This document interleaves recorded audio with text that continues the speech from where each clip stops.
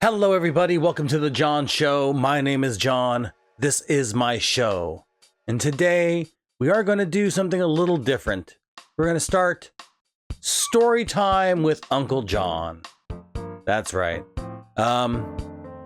So I used to do stand-up comedy. And one of the things I used to say when I did stand-up comedy is that I didn't actually write jokes.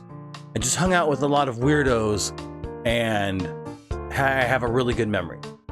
So, although this is not a story about a weirdo per se, this is the beginning of a new series.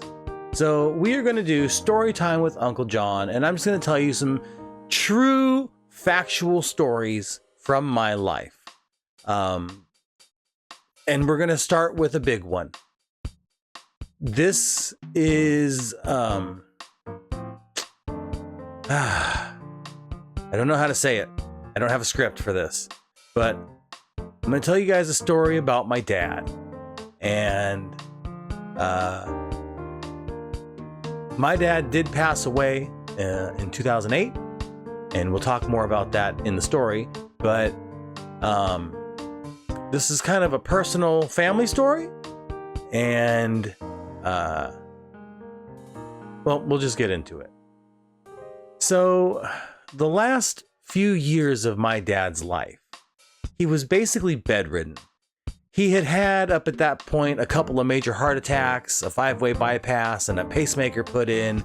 He also had diabetes, which damaged the circulation in his legs. And when they did the 5-way bypass, they pulled the veins out of his legs to repair his heart, which resulted in severe nerve damage to my dad's feet.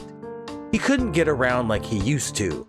He didn't have the energy he used to. If he would sit down, his pacemaker would slow his heart rate down and then he'd just fall asleep. He literally laid in bed for 80% of the day. In 2004, my nephew Alex got Animal Crossing for the Nintendo GameCube.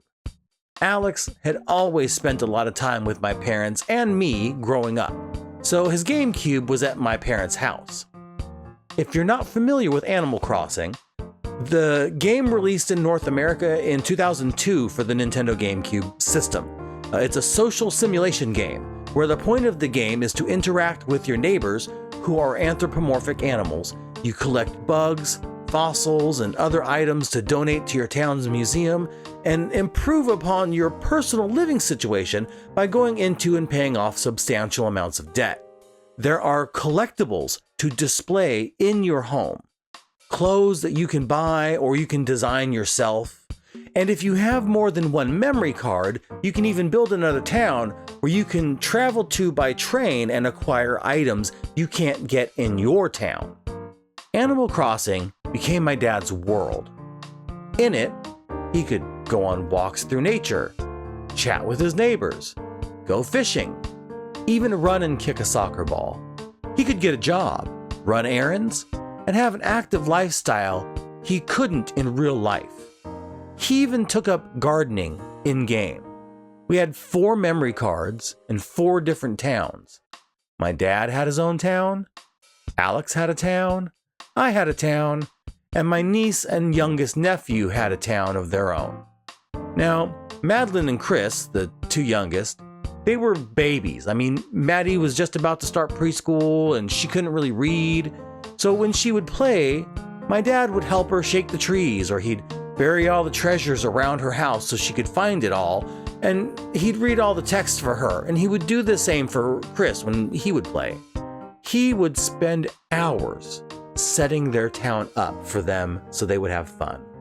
Eventually, he began working on upgrading Madeline's house.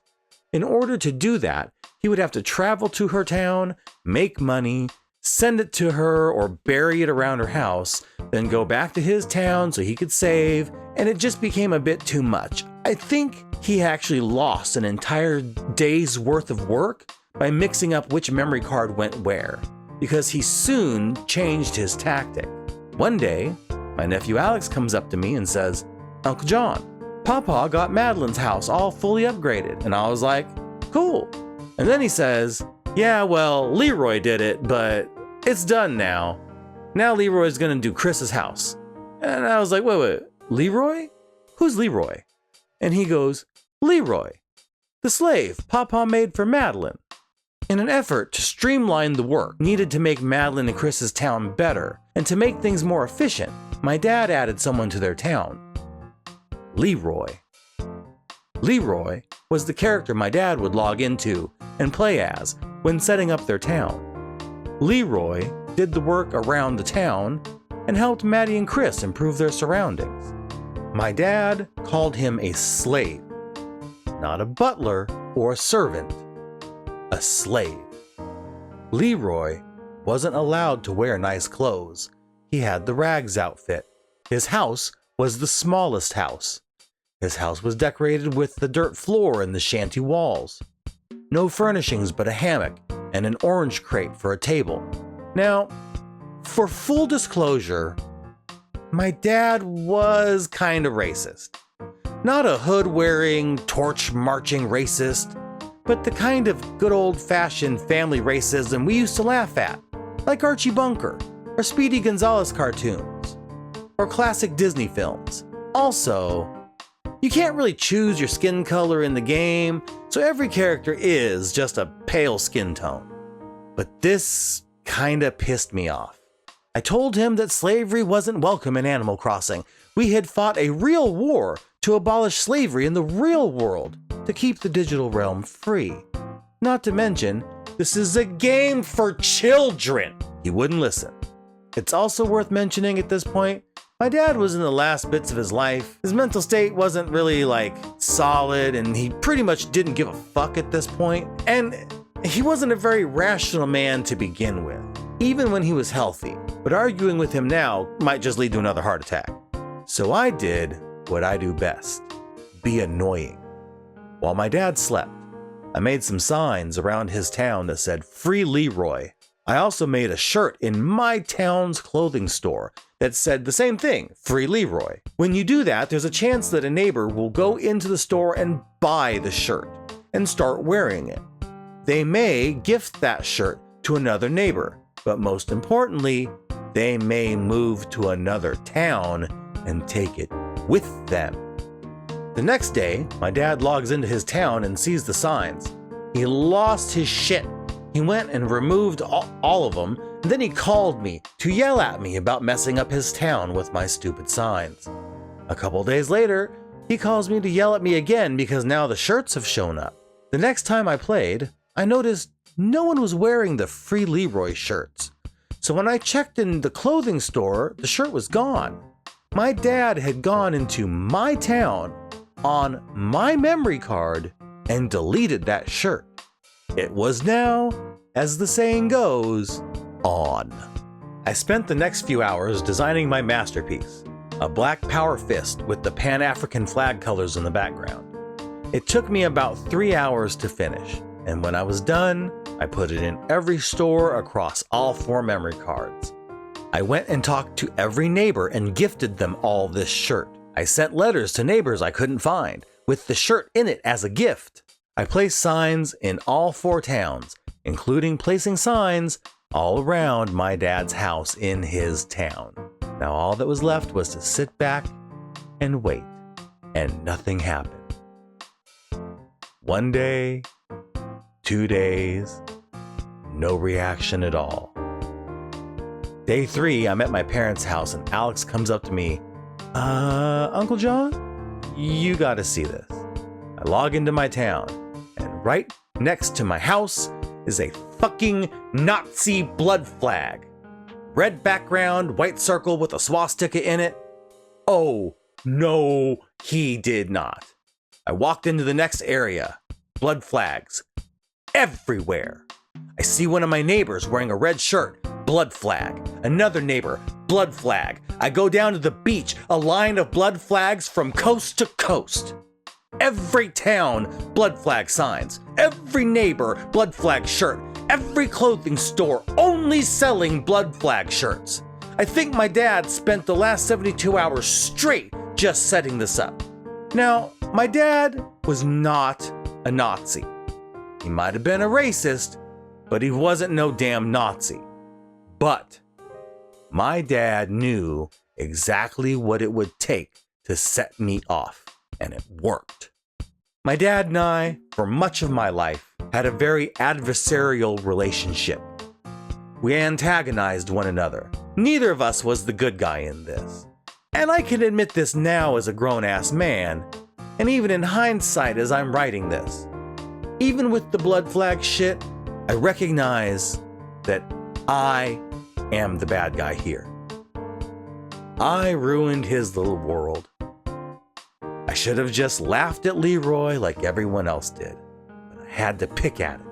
So here we are, me and my dad yelling at each other over a children's video game because we let our own childhood trauma get in the way. At this point, my sister shows up, probably to pick up Alex.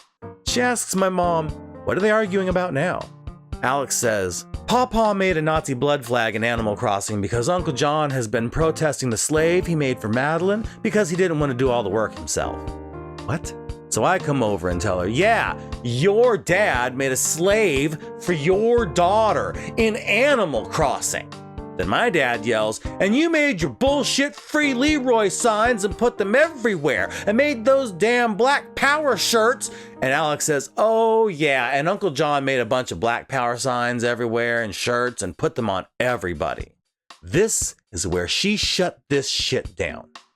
My sister made Alex delete all the Animal Crossing data from the memory cards. We all had to start over. So ended the great Animal Crossing race war. I gave it up completely. My dad rebuilt a town, and Alex, Maddie, and Chris had a town. I think eventually they did need to make a third town to get a certain fruit. I imagine Leroy lived in that third town, and I'd like to think he got to live free, with a large house, a proper bed, and nice clothes. And my dad never knew about the town. Oh, and I should mention now, in case y'all were wondering, no, Madeline and Chris never actually saw any of this. I think Madeline was kind of aware of Leroy, but my dad never told her she had a slave. And the little ones never saw any of the actual race war. Alex was 12 or 13 at the time, so old enough to understand what was actually going on and that it was really between me and my dad. My dad died in 2008, and he was way too young. Every couple of years, while we're gathered as a family for some holiday meal, the grandkids will ask me, Uncle Jon, will you tell us the story of the great Animal Crossing race war? And we remember my dad, and we laugh at how ridiculous this all was. And I hope, as ridiculous as this all was, that you'll laugh with us too. Because if you knew my dad, you'd know that he was capable of some ridiculous bullshit. That's what I loved most about him. Remind me one day, I'll tell you about that cocaine Cadillac. Woo! I think that's going to be the one, because I don't know if I can do another. Thank you for watching, everybody. I appreciate each and every one of you. If you like what you're seeing, like what you're seeing. Remember, we're the little guy. Help us punch up. Like, comment, subscribe if you want to see more. Hit the little bell down there and do all the little bell thingies.